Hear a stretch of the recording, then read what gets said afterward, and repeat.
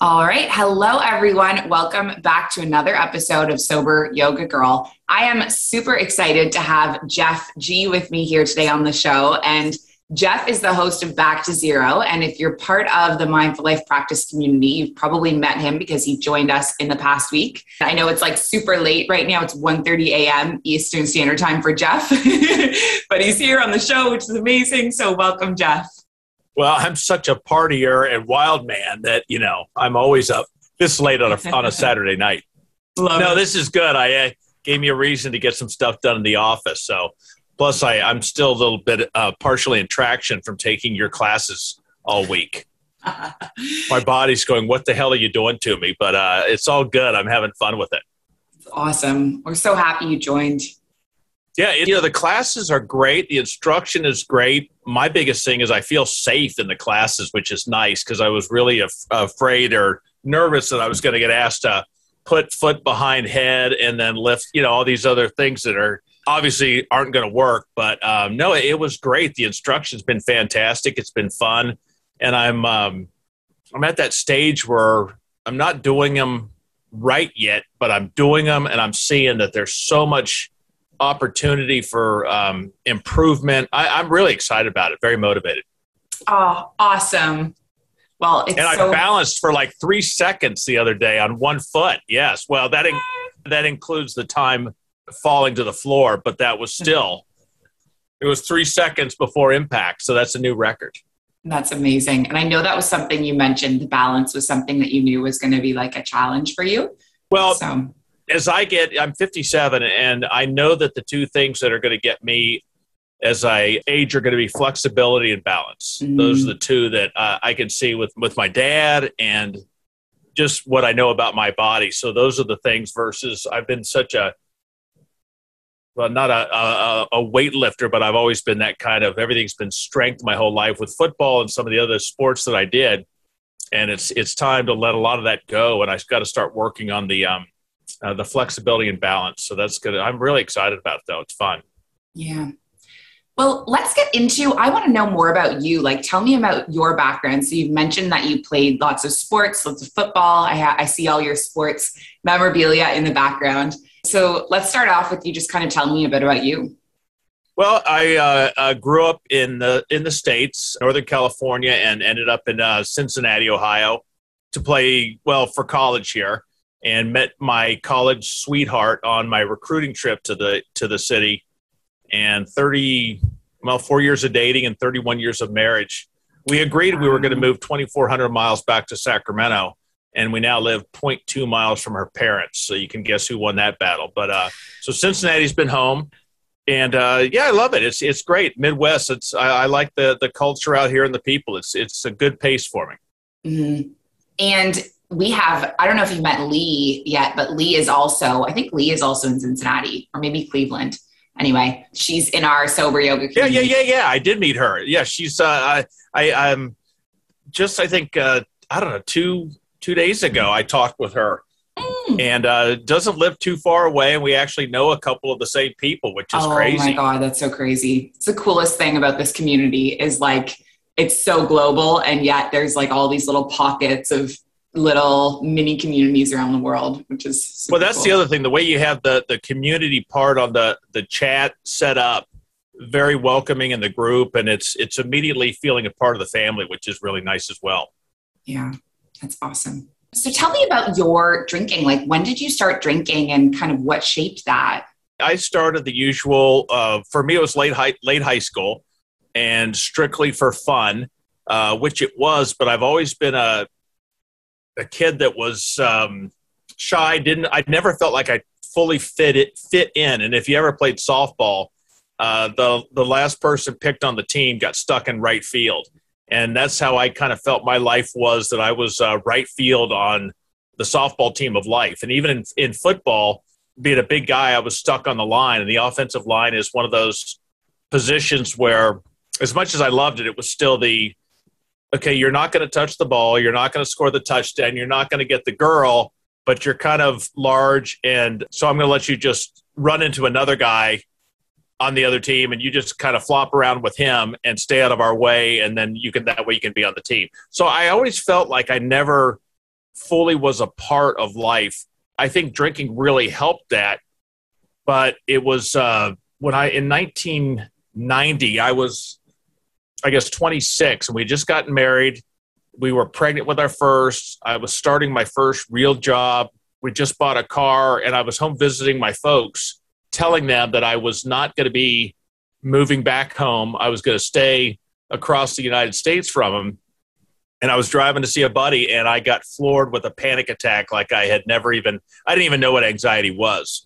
I knew what, I guess, shyness or, some of those things, but I got a full-blown panic attack that completely changed my life. Scariest thing, I thought I was dying, of course. And it started out, that was a roller coaster of anxiety for the next 30 years.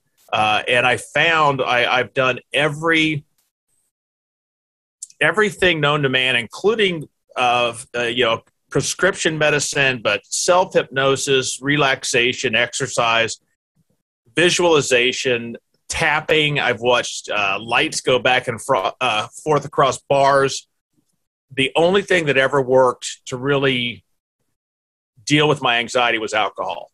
And on that day in 1990, that's when that was when alcohol turned from being fun to, it was fun, but it also became medicinal. And the best medicine in the world. It took me 30 years before I realized that alcohol also was the cause of anxiety, which I wish someone had told me a long time ago. But I self-medicated with it for 30 years, which now I find out, now I realize I was just dumping fuel on the fire the whole time.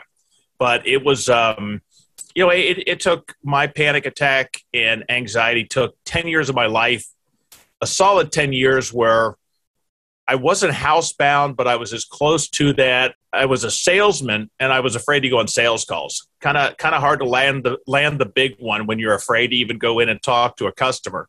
I couldn't go across certain bridges, actually a lot of bridges on the highway. I couldn't drive in the fast lane. I couldn't go to the grocery store without drinking beer before. It got to the point where if we were gonna go out to socialize or drink with friends, I had to drink at home first so that I could go out to drink socially. So it snowballed fast, and I was I hit it better than anyone. I've always been my kids tell me, and I believe that I was actually a very good father, still am, but I coached everything. We were always in the yard doing things. I was always doing stuff with my kids until I guess about 8 o'clock at night. And that's when I handed the reins over to my wife. And that's when I disappeared into the garage and the real drinking started. But even looking back, people didn't know it, but there was not a game that I coached or practiced that I didn't have a buzz. It's what I needed to function. Yeah. And I hit it very well. I drank a lot of Diet Pepsi. I chewed a lot of beef jerky and corn nuts and all sorts of the great breath neutralizing, at least what I thought. I got off very lucky. I never wore handcuffs. I've never had a DUI, but I never wrecked a vehicle. I didn't lose my wife. I didn't lose my family. I didn't lose my job. But I was a day away from all of that happening. And especially the last year, I've been sober now. Coming up, it'll be November. It'll be 2 years. I did have a 3 months into it relapse, so year and a half legally by the numbers, but just under 2 years. But I was on the verge of losing everything. The last year, especially, it really started. The toilet started to flush.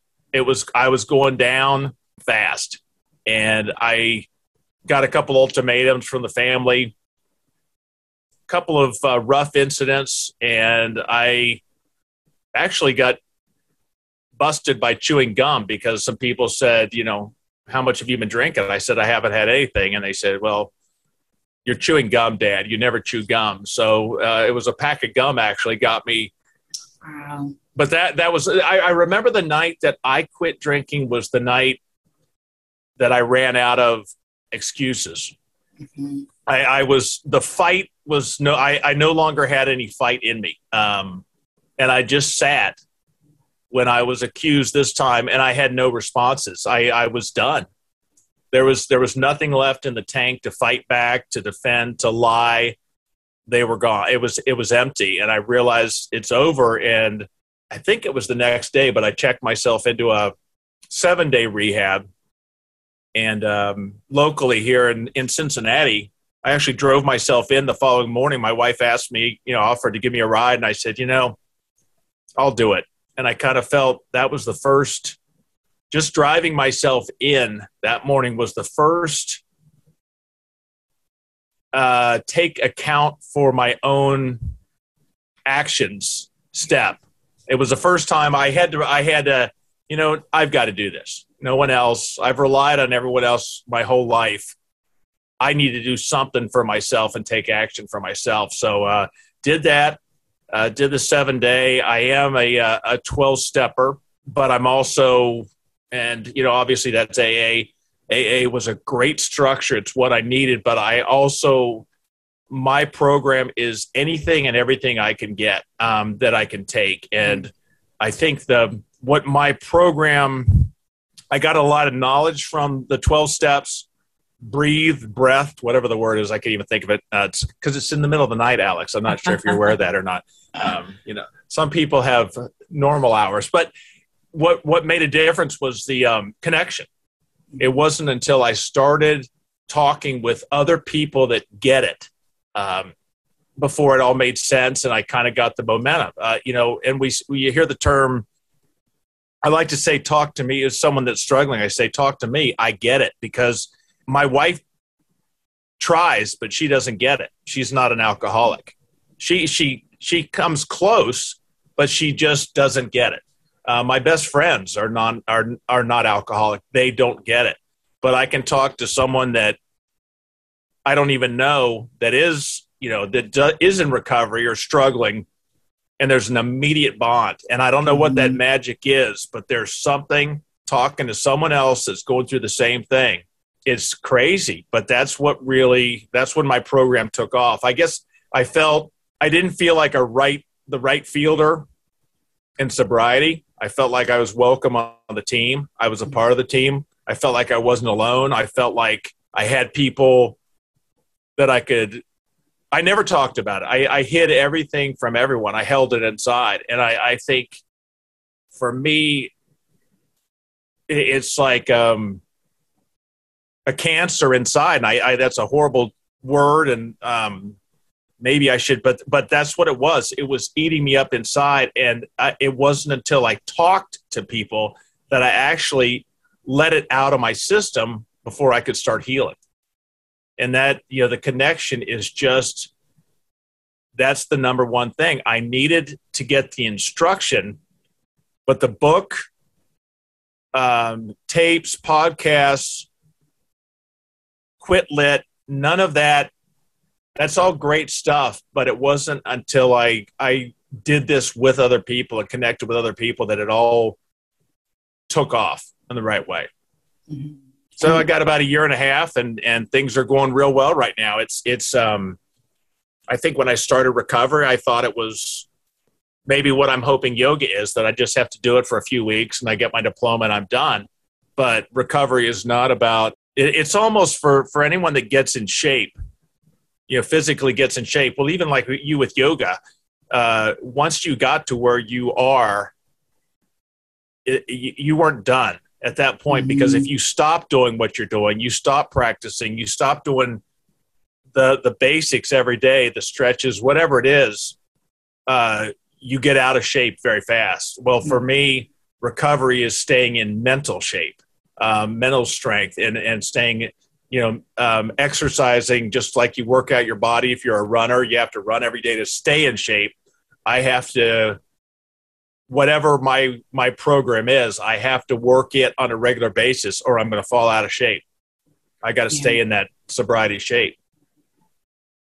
Yeah.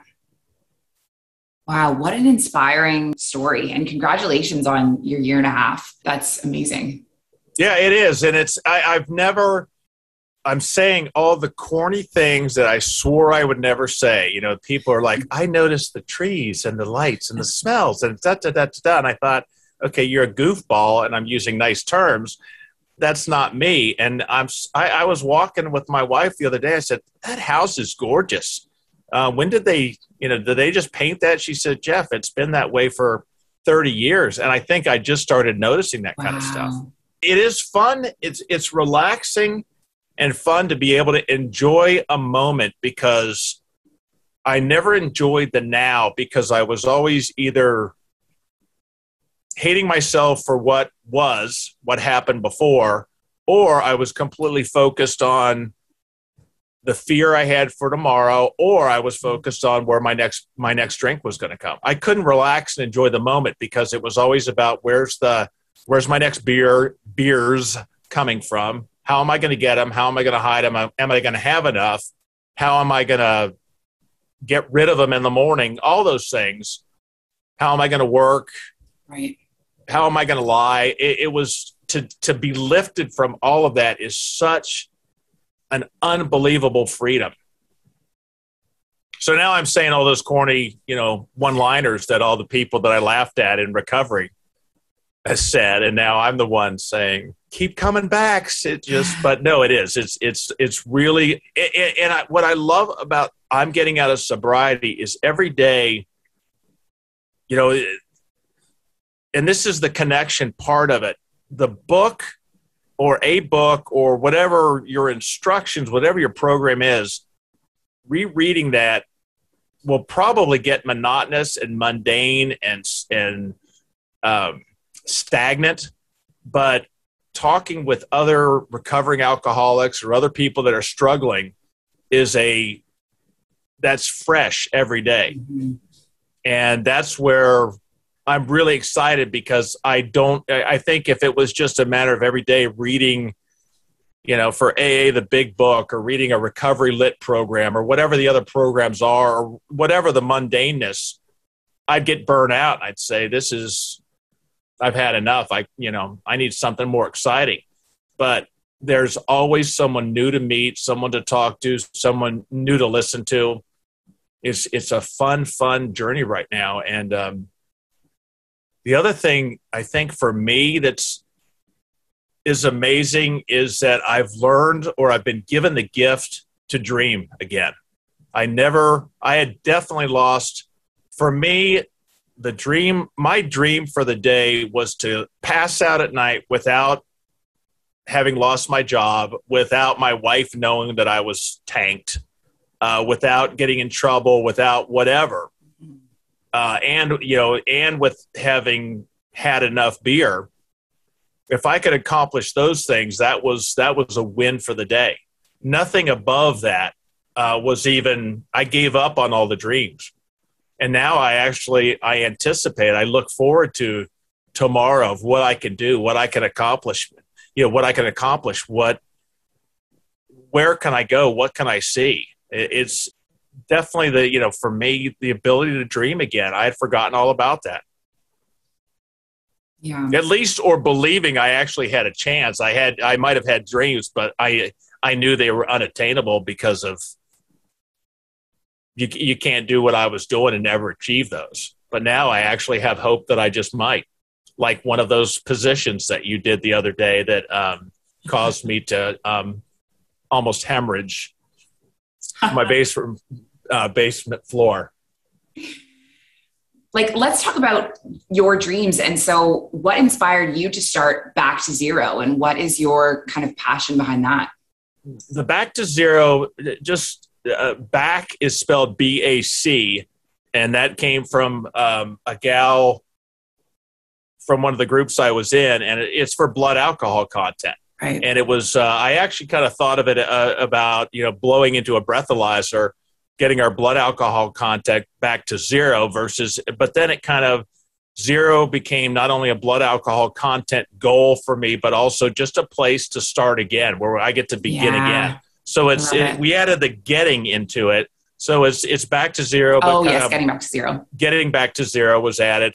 But I don't know where I'm going with it. All I know is it gives me something to look forward to working on. I get to meet people like yourself and interview fantastic people. People thank me for it, but I'm doing it for me. It's a selfish act. And if other people, don't get me wrong, I love that other people are having fun with it and getting some good out of it too.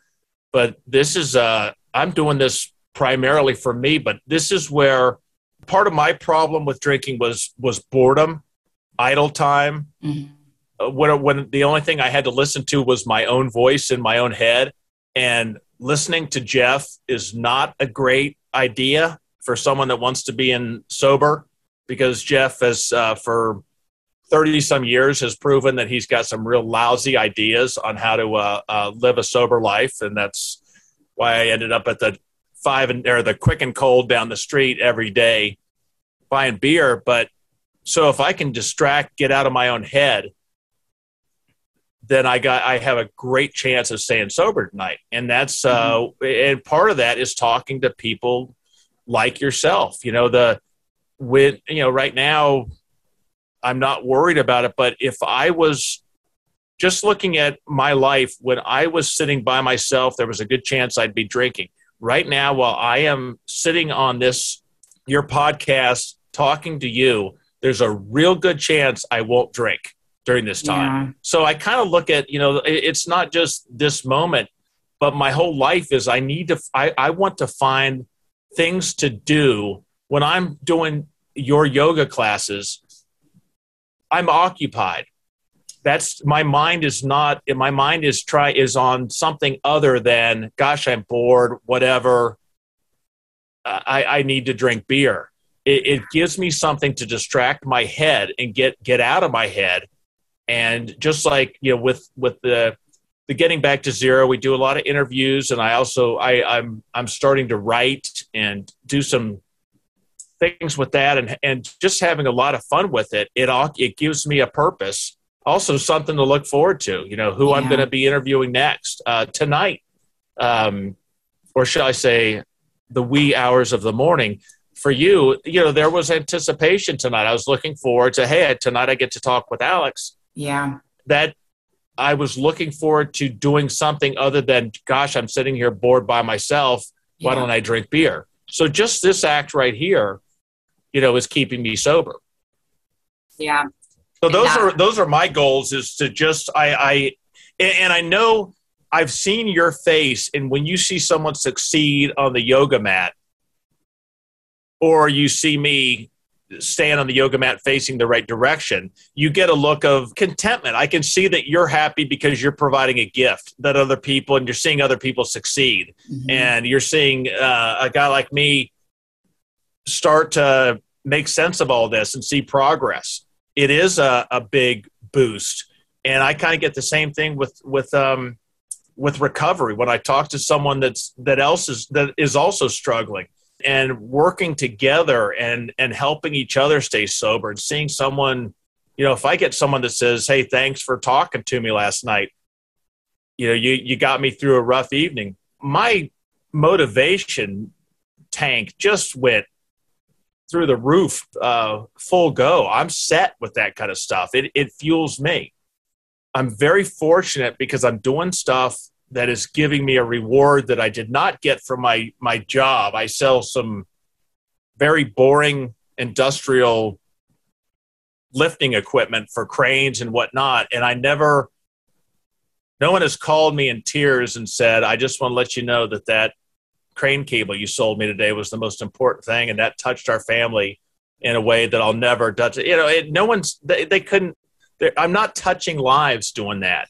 And I don't know if maybe that's something I needed, but to have someone say, wow, that was so great. And, knowing that together, the two of us or whoever talking got through an evening and we didn't drink, and we are both set on a course for more happiness than we had before, is a damn good feeling. I mean, I know why you do what you do, because it's very rewarding. And I see the smiles on your face when you're teaching it. Either that or you're just laughing at me, one of the two. So I can't tell. But I can completely relate to everything you said, because it's like people will say to me, the mindful life practice, thank you for doing this. It's changing my life. And it's 100%, I'm doing it for me as well. It's a selfish thing because and I thank you for it because I'm at something, I know I need this and you've given me the gift of achieving my goals with it. So I can understand how you feel that way. Yeah. It's selfish and selfless at the same time, like doing this kind of work. It's a rush. And that's what they always say, that to really get, I can give to someone else that's maybe newer in recovery or trying to get sober or struggling with that. And I can give them some of the gifts that got me through those early days. That's just a great feeling. Yeah. So tell me about, you mentioned your anxiety earlier and you were drinking to kind of medicate your anxiety.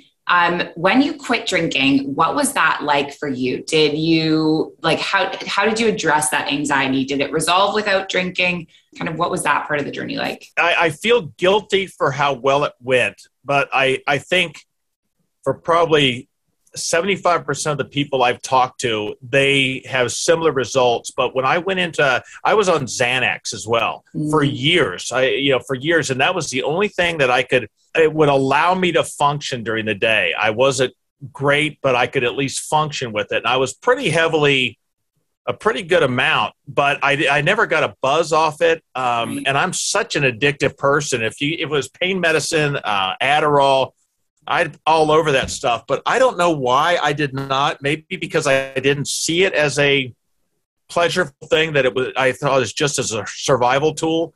But when I went into rehab, they took that away from me. Well, I said, okay, well, make sure you give it back. And they gave, I don't know what the medicine, whether it was Valium or what they had us on in rehab, but they kind of make sure, because some people are going through DTs and withdrawals, and it can be a real rough and dangerous time. I was comfortable, but when I got out, they had taken it, they didn't give it back. And my doctor said, you know what, we're done with it. And you need to get off it because it's been too long. And I was pissed. And I told my wife, I said, I'm not, because I was feeling, I'm now out of rehab, so I'm not getting the Valium or whatever the good stuff they had. So I'm now having to just live with my emotions. And there's that anxiety because now I don't have the other medicine. I don't have my Xanax to deal with it. And I don't have my alcohol to deal with it, which was, alcohol smoked Xanax as far as effectiveness. Of course, you can't work that way because when you're tanked, you kind of lose your job sometimes.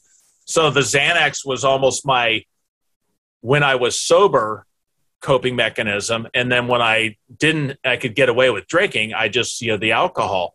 But that first, I remember telling my wife, I said, I'm not going back to that. I am not going to go back, because I was feeling all those panic attack rushes, like it was real close, like we're right there. We're about to hit full blown again. I said, I am not going back to that life. I'd rather drink. I will not, because I was lock myself in the basement. I couldn't do anything with that anxiety. And if you're going to take my medicines and my alcohol away, I can't do it. I can't do it. And I think tough loved me. And that first week, I proved them. I was having a horrible time. My anxiety was really bad. And then the second week, it started to ease. After 2 weeks, it almost vanished. I don't know. And I hate saying that, because there's that 25%, or maybe it's a lesser number, that still struggle with anxiety. I feel guilty as could be that I was so fortunate to have it disappear when the alcohol was taken away. So that would have literally been 3 weeks of without alcohol before it left. Right. I have never felt, I haven't been this anxiety free since my 20s. It's unbelievable. I mean, the anxiety alone, there's my reason. Drop all the other benefits of giving up alcohol. Just the anxiety alone, it's worth it. Yeah. I was crushed by it. And I always laugh when there's people that'll say, oh, I had such a rough day at work. The boss gave me da-da-da. I totally had a panic attack. It was just awful. I had such a rough day. I had a panic attack. I just want to kick them in the you-know-what and say, you don't even know what panic is. You have no idea. But I lost because of the drinking, because of panic attacks.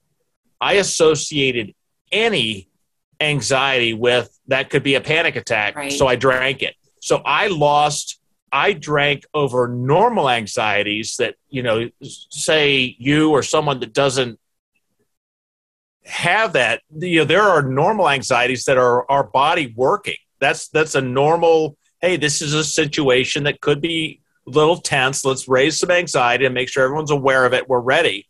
I couldn't even cope with mild anxiety because I was scared. I was so afraid of anxiety. I feared the fear so much. So I drank at the drop of a hat, the first sign of it. And then I got to the point where I was drinking in advance in preparation for it so that I didn't even have to.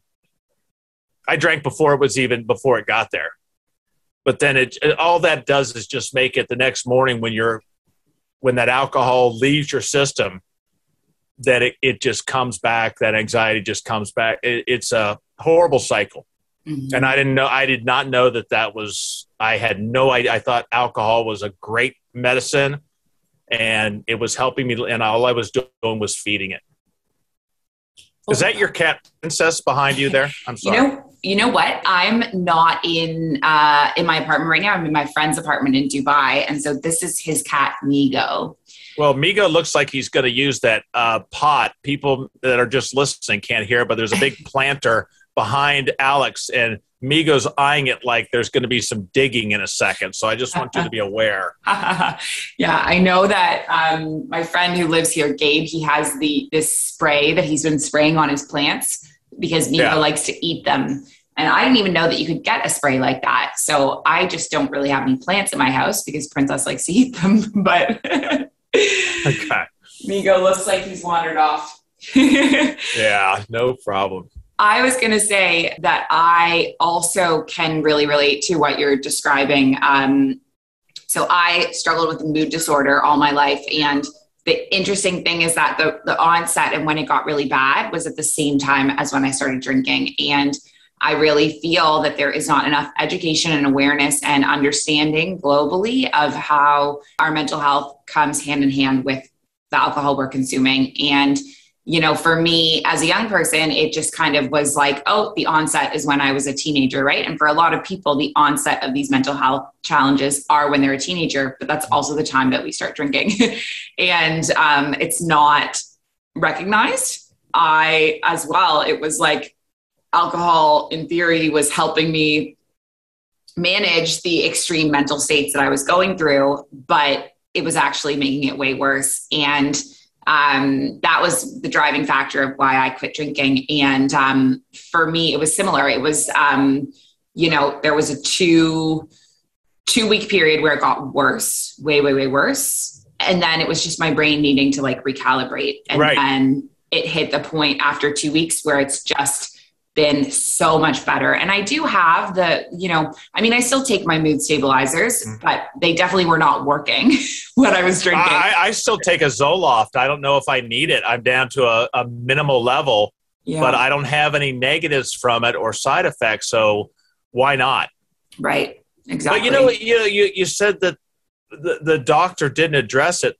It didn't help the situation when I told him that I had 2 to 3 beers a day. Mm-hmm. I didn't give him, I didn't want him to say in my 20s and 30s and 40s and you can't drink I didn't want him to say that. So I, of course, lied to him. So he's going off of the knowledge. And I think one of the biggest curses for me is when he would tell, I don't know why, but with the amount of beer I drank, I don't understand this, but my liver enzymes or liver numbers always came up great. And as soon as if I had heard that it was bad, it might have curbed something. Maybe not. I don't know. But the fact that he said, yeah, your numbers are great. It was like party time. I'm good. I just got the green flag. We're good to go. There was no incentive not to drink. Right. But I also told him that he was working on the fact if he had known that I drank over 24 beers a day, he would have said, well, okay, now I know why you're having anxiety issues. But he's looking at the book, and someone that has 2 to 3 a day, there must be some other reason for it. So I didn't help him at all to help me. Totally. And I definitely did a disservice to myself in that regard too. I don't know how transparent I was about how much I was consuming. But 24 a day, wow. Now I drank the cheap stuff, but that's a minimum. And that was 300. I'll give myself 1 day a year for being sick maybe, but that was 364 days a year. At least, and it was, the actual number was anywhere between 24 to 30 was my typical, that was the daily range. Wow. And it was crazy. And, my wife, we were out right at the start of COVID, and we were out at a pizza place, and she had, she's a casual drinker, and she had 2 beers, and we had dinner together, and we were leaving, and she said, "You ready to go?" And I said, "Yeah, you're going to finish your second beer?" And she said, "No, I'm good." And which I've never, ever said I'm good in my life when it came to an alcoholic beverage. And I said, "How do you feel right now?" And she said, "I feel great." I said, "But wouldn't you feel even better if you finished that beer?" I don't, and it's a funny story, but I meant it. I don't understand. You've got a chance in that glass is a chance to feel even better than you feel. Why would you not want to drink that? And she said, "I'd feel bloated. I don't want to feel that way." And I don't get it. But then she doesn't get why, if I had 24 beers in the fridge, if after 23 someone took the 24th, why I would be pissed and just angry, and how I could even begin to say I need that 24th beer now. I gotta have it. I have to have it. What is the difference between 23 and 24? She doesn't get it. Mm-hmm. But I've talked to plenty of other people that say, "Yep, oh, I know what you mean. I get it." Kind of like I'm visiting this friend in Dubai this weekend, and he booked restaurants where there was not alcohol to drink. And for me, and we used to be drinking buddies way back in the day. Mm-hmm. And so for me, that seemed really weird, because I was like, back in the day, I would pick restaurants where there was definitely going to be alcohol there. And so I found it really weird that I was like, "Can't we have a drink here?" And he's like, "I don't think so. I didn't see it on the menu." And for me, that was strange, because it's like I would specifically look at the menu and see if there was alcohol before I would book a reservation for us at that place. Oh, I totally, exactly. I got to the point of looking what kind of beer, because if it was, I didn't like the real dark craft beer, and I would, if I had to, don't get me wrong, I'll choke it down, but I would, it was almost, what kind of beer do you have? I don't care about the food. I could eat anything. But we where's the beer menu? What do you have? Yeah. And how easy, and how are your waiters pretty quick to come around if I flag one down, and, to get it. How are you with being around others that are drinking? I'm fine with it. I was talking about this visit in particular. So this is a friend that I have not seen in 6 years. We used to work together in Kuwait, actually in the land of the homemade alcohol. Right. That's another, I'm dying to hear that off air, because I don't want to, it could be a trigger for some people, but I could just see you. I just see copper tubing running all over the place, and you mixing this with a big wooden spoon in your bathroom, batches of homebrew or home booze, whatever. Totally. So my friend that I'm visiting, he had the best homebrew in the whole building. And that was how we became good friends. And so we were drinking buddies. And the last time I saw him was 6 years ago. I was really young. I was like 23 still. And I flew to Colorado to visit him. He's from Colorado. And I was there for a week, and he took me around to like every microbrewery in Colorado. And then he moved to South America. I moved to Middle East. And so I haven't seen him for 6 years. And I was actually quite nervous about this hangout, because it had been so long since we had been together. And I was like, I don't know how much of our friendship is based around drinking and how much of it is based around other things, you know? Mm-hmm. And I actually said to him last night, I've been here for 4 nights, and I was like, you know, this was the best weekend because everything was like exactly the same. Like it was like no difference whether I had a drink or not while we were hanging out. And I really feel that sobriety has a way of like showing you who your friends are. And there's some scenarios where it's just like, it's not that I can't be around people drinking. It's just that I'm in the scenario and I'm sober, and all of a sudden I'm looking at it with clear eyes and I'm like, wow, we really don't have much in common. And this friendship was really based around partying together, you know? And then there's some people that you're like, this is exactly the same. And anyway, I'm super happy that this weekend ended up being this is exactly the same. And it was great. But for me, it's really, I'm not bothered being around alcohol. There's just some friendships that did not survive the transition, you know? Yeah. I'm the same way. I'm fine unless I start. Now, that first I had to watch. I didn't know if I was okay with anything in the refrigerator, but I'm also, one of the things in recovery, you hear the term, when you get it, find new people, places, and things, because you gotta, the people, you can't be around the ones that could trigger you to drink, the places that you drank, things. Right. If I did that, I'd have to move to, Dubai, because everyone I know, everyone around me drinks. Mm-hmm. That is what, but they don't drink like me. Right. So I can't, and I don't want you to not drink around me. Put it away. Here comes Jeff. Quick, hide it. Yeah. We'll drink later. Here's coming. So he'll only be here for an hour. Just drink Diet Coke or Pepsi until he leaves. And then we can start. I don't want you to change your lifestyle. I've got to change mine. Yeah. I don't want you changing yours because of me. But some people can't, and it can't be around it. And more power. Do whatever you have to do for yourself. This is not about other people, and let them. You gotta protect your own. I just am fortunate, but it's like you said. I have some friends. I realized there's nothing that was there other than drinking. Right. And they were best friends. But now I'm engaging with friends that should have been great friends, but they weren't drinkers or the drinkers that I was. So I didn't, it's not that I missed out on the true friendship. I missed out on that with my wife. I missed that out on my kids because I wanted to be with people that drank like I did. So I had lousier friendships, and whoever's listening to someone's going, oh, so I'm, no, there's some great friends that I had that were drinkers. Don't get me wrong, whoever you are listening, I love you. But that scenario, I forfeited a chance for some great friendships because that person didn't drink. Right. And now I'm trying to make up for it. And it's like, God, where were you all my, I was like, well, I was right here. You just didn't want to be with me. You wanted to be with so-and-so or, at the bar. It's like, damn, I missed all that.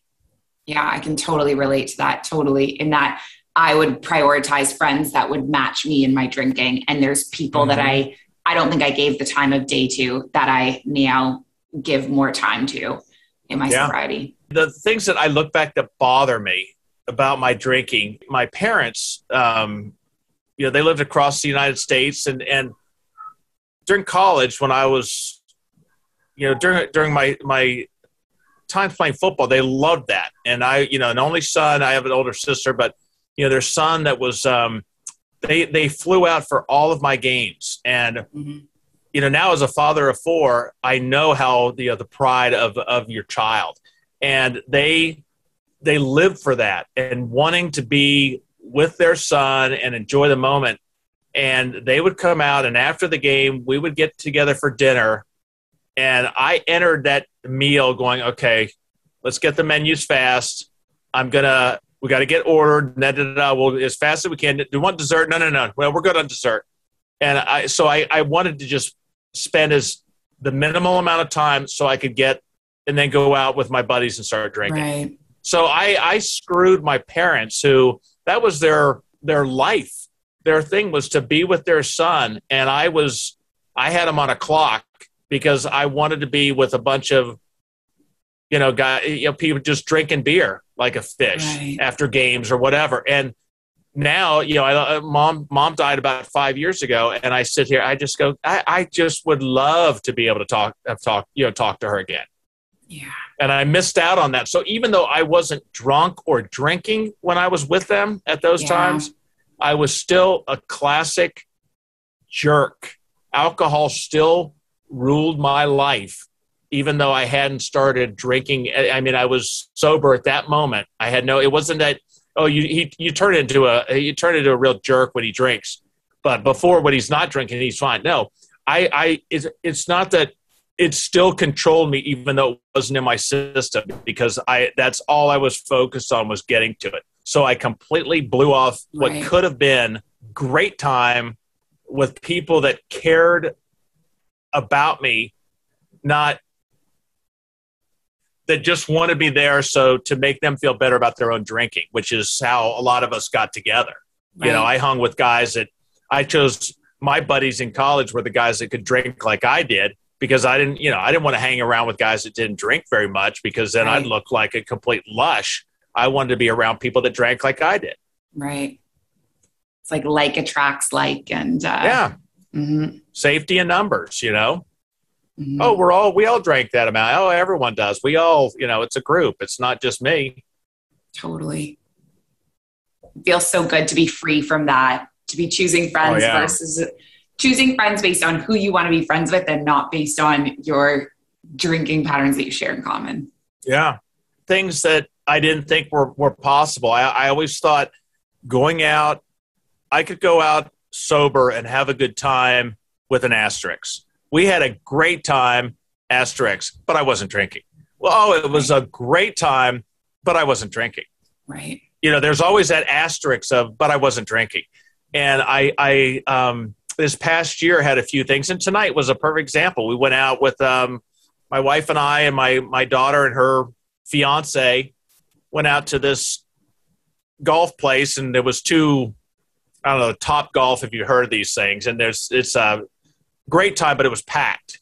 And so we ended up just sitting at the bar and having appetizers, and they drank, which is fine. I mean, they had two drinks each, and we sat there. And I left, and my wife said, how are you doing? I said, you know what? I didn't even think of, I had a blast. There was the asterisk is gone. It wasn't, I had fun, but I wasn't drinking. But I wasn't drinking was gone. I said, I had a blast. I had a great time. And I didn't even think, I was sitting there with my Diet Pepsi or whatever. Didn't even think about it. It was just, I wasn't different in my mind. We were just together at a place having a good time. So amazing when you get to that point. Yeah, and I can look out, and driving home, I can actually look out the front window instead of spending half my time staring in the rearview mirror for, is that the car that has the blue and red lights on it? Is that a luggage rack, or are those lights on that car? Is that guy coming? I spent more time looking behind me in the mirror than I did looking forward because I was so afraid of a DUI. And I love saying, we go out boating or an evening like tonight, and I love saying, there is no way, I can promise you I will not get a DUI tonight. I know for a fact I will not get a DUI. And I couldn't say that for a long, I said, I sure hope I don't get a DUI. Wow. I have one more question for you. Yeah. I was wondering, what advice would you give to someone who wants to start their sober journey?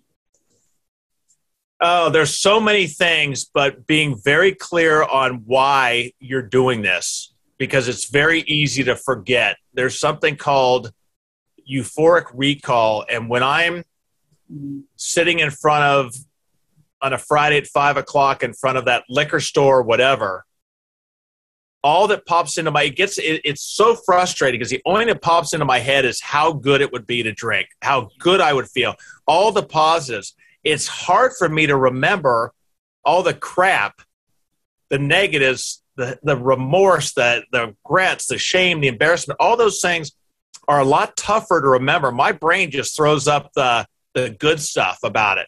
So I've got to really make a list and know and remind myself why I want to quit.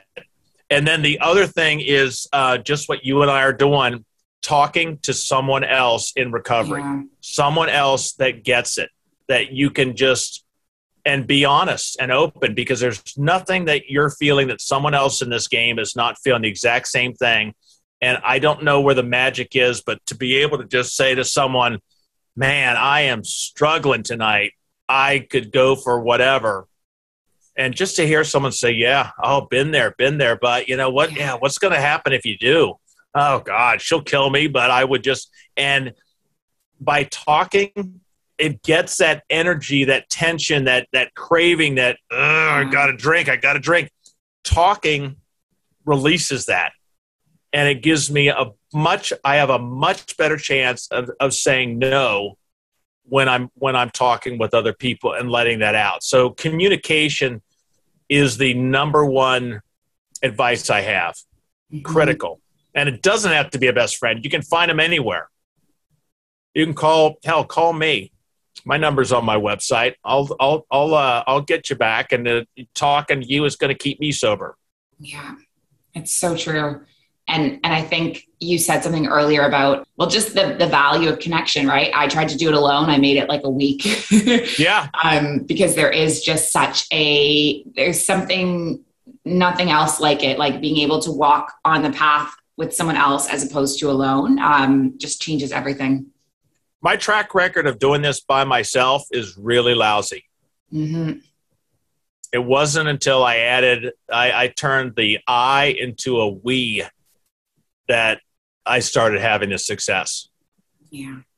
Well, Jeff, thank you so much for being on the show. I really, really enjoyed it.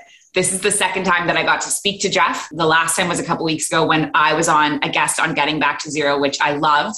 I'm going to post the link to Getting Back to Zero in these show notes so that everyone can check out your show as well, and hear all of the amazing guests that you've had on the show. Which is there's this Alex person that was a lot of fun. That was a good one.